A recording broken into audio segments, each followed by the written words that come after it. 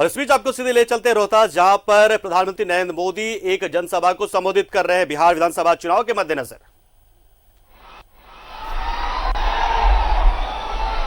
स्वाभिमानी और मेहनती भाई बहन, आप सभी के प्रणाम।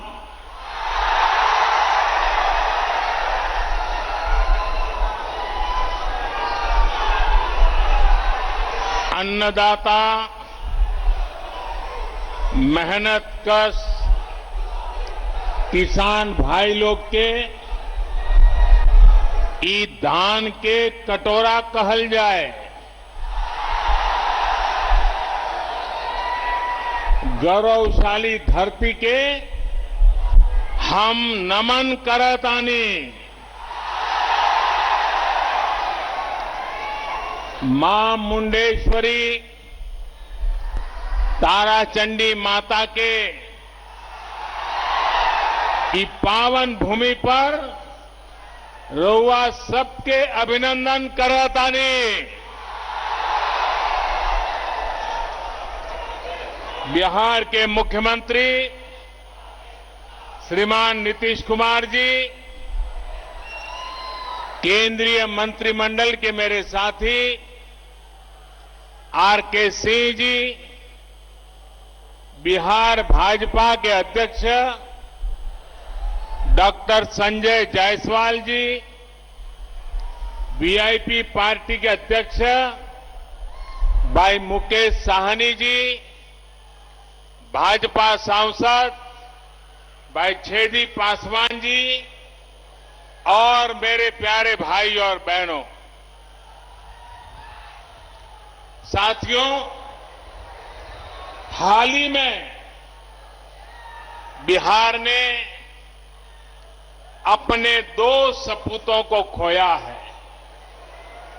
जिन्होंने यहां के लोगों को दशकों तक सेवा की है।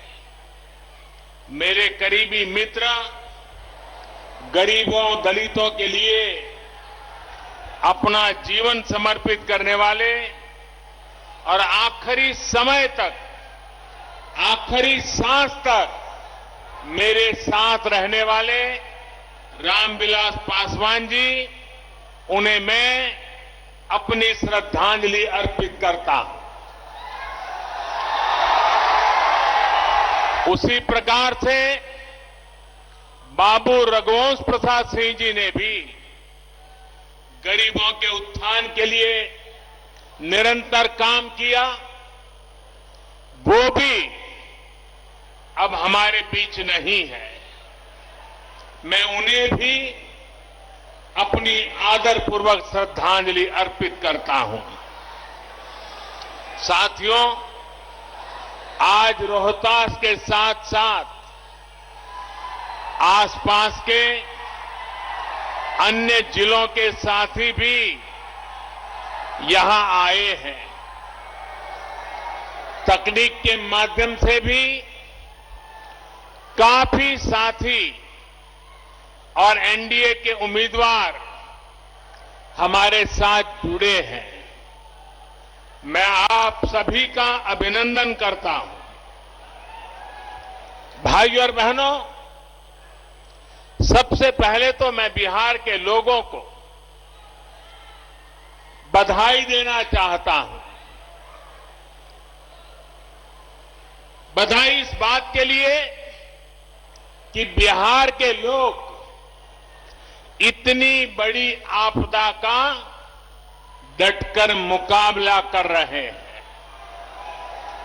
कोरोना महामारी से बचने के लिए तेजी से जो फैसले लिए गए हैं, जिस तरह बिहार के लोगों ने काम किया, नीतीश जी के नेतृत्व में एनडीए सरकार ने काम किया, उसके नतीजे आज दिख रहे हैं।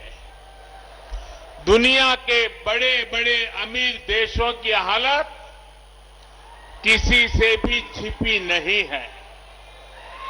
अगर बिहार में तेजी से काम न हुआ होता तो ये महामारी न जाने कितने साथियों की, हमारे परिवारजनों की जान ले लेती।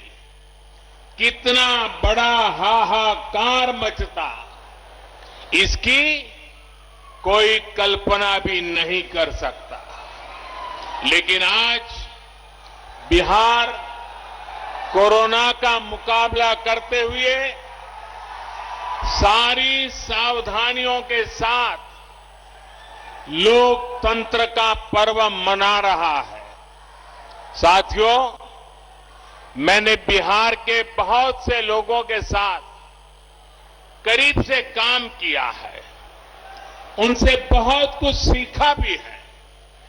एक बात जो बिहार के लोगों में बहुत अच्छी होती है वो है उनकी स्पष्टता। कभी बिहार के लोग कंफ्यूजन में नहीं रहते, किसी भ्रम में नहीं रहते। मैं और एक बधाई भी देना चाहता हूं बिहार के लोगों को। ये बधाई इसलिए देना चाहता हूं क्योंकि चुनाव के इतने दिन पहले ही उन्होंने अपना स्पष्ट संदेश सुना दिया। जितने सर्वे हो रहे हैं, जितनी रिपोर्ट आ रही है, सब में यही आ रहा है, बिहार में फिर एक बार एनडीए सरकार बनने जा रही है।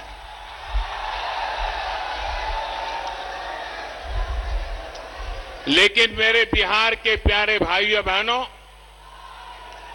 हर चुनाव में ऐसा भी होता है जब कुछ लोग भ्रम फैलाने के लिए एक दो चेहरों को अचानक बड़ा दिखाने लग जाते हैं। कभी किसी नई शक्ति के उभरने की बातें फैलाई जाती है, लेकिन इसका मतदान पर कोई असर नहीं पड़ता। बिहार का मतदाता तो इतना समझदार है कि वो भ्रम फैलाने वालों की हर कोशिश को खुद ही नाकाम कर रहा है। बिहार के लोगों ने मन बना लिया है, बिहार के लोगों ने ठान लिया है कि जिनका इतिहास बिहार को बीमारू बनाने का है, उन्हें आसपास भी नहीं फटकने देंगे। भाई बहनी लोगन, भारत के दिल बाटे बिहार, भारत के सम्मान बा बिहार, भारत के स्वाभिमान बा बिहार, भारत के संस्कार बा बिहार, आजादी के जय घोष बा बिहार, संपूर्ण क्रांति के शंखनाद बा बिहार, आत्मनिर्भर भारत के परचम बा बिहार। देश के सुरक्षा हो या देश के विकास, बिहार के लोगन सबसे आगे रहलन। बिहार के सपूत गलवान घाटी में तिरंगा के खातिर शहीद हो गए, लेकिन भारत माता के माथा ना झुके दले। पुलवामा हमले में भी बिहार के जवान शहीद भइले। हम उनके चरणन में शीश झुकावतानी, श्रद्धांजलि देवतानी। बिहार अब विकास की ओर तेजी से बढ़त बात है। अब बिहार के कोई बीमारू बेबस राज्य नहीं कह सकत। तो इस वक्त हम देख रहे हैं कि बिहार विधानसभा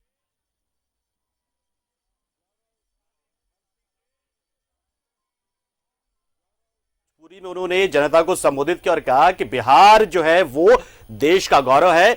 बिहार जो है वो देश के आत्मनिर्भर बनने के रास्ते में एक परचम लहराने वाला राज्य है और बिहार के जो लोग हैं वो हर क्षेत्र में आगे हैं, चाहे वो देश पर अपनी जान न्यौछावर करने का मामला हो, बिहार की तरक्की का मामला हो, देश की तरक्की का मामला हो, कोई भी ऐसा सेक्टर नहीं जहां पर बिहारियों ने अपना परचम नहीं लहराया। और उन्होंने खास तौर से भोजपुरी में जनता को संबोधित किया है और बिहार में एनडीए की सरकार की वापसी के लिए जनता से अपील की है, वोट मांगा है।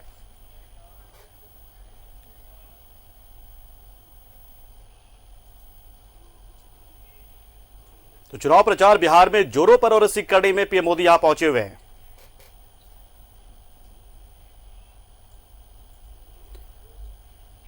बता दें आपको कि बिहार में जो चुनाव है वो 3 चरणों में होंगे। 10 नवंबर को नतीजे आएंगे, लेकिन उससे पहले जो है पूरी ताकत झोंक दी गई है। इसमें पीएम मोदी भागलपुर भी पहुंचे थे, आज पहुंचेंगे और उससे पहले वो सासाराम पहुंचे हुए हैं। बता दें आपको कि ये वो सासाराम जो भोजपुरी बहुल जिला है और उसके आसपास का जो इलाका है वो वाराणसी से भी लगता जुलता है। बता दें आपको कि वाराणसी जो है संसदीय क्षेत्र है पीएम मोदी का, लिहाजा वाराणसी के जो ये करीबी जिले हैं बिहार से जुड़े, वहां पर काफी प्रभाव जो है वो यूपी का होता है। और ऐसे में पीएम मोदी का यहां पहुंचना और भोजपुरी में जनता को संबोधित करना कहीं ना कहीं एक बड़ी रणनीति के तहत बीजेपी ने यह रणनीति बनाई और जनता को लुभाने की पूरी कोशिश है। पीएम मोदी यहां पर भोजपुरी में ही लोगों को संबोधित करते नजर आए।